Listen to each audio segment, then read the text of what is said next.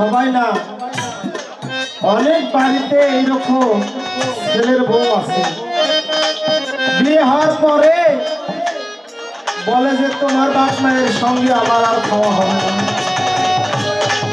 আমরা আলাদা হয়ে যাব। আলাদা হওয়ার জন্য বাড়িতে ঝগড়া গন্ডগোল সৃষ্টি হয়।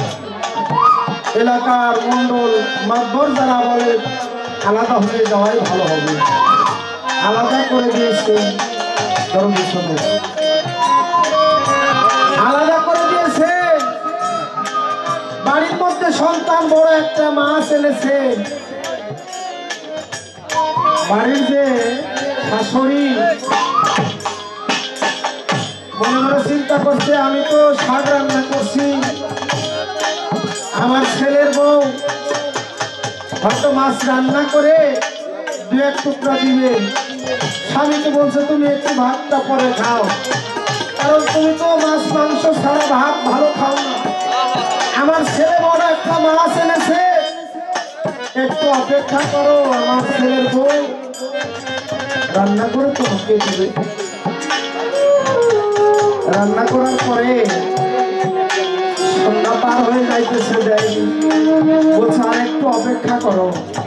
আমার ছেলের বউয়ের মনে হয় মনে নাই, আমার ছেলে যখন কাছ থেকে আসবে তখন তো বলবে তোমার বাপ মা কি এক টুকরা মাছ আমার বাপ মাকে কি দিছ, তখন মনে হবে তখন দিলে খাই।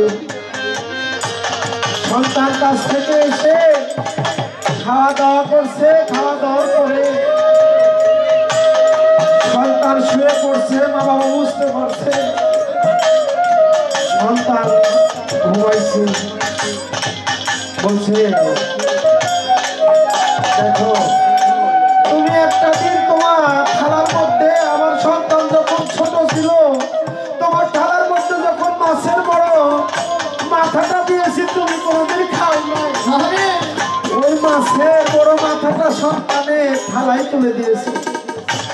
আমার সন্তানের মাছের মাথাটা খাবে।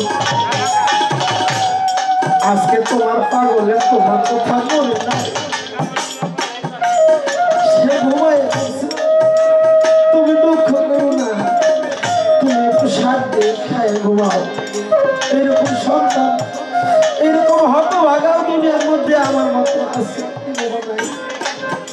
তাই আমার জ্বালা জুড়ায়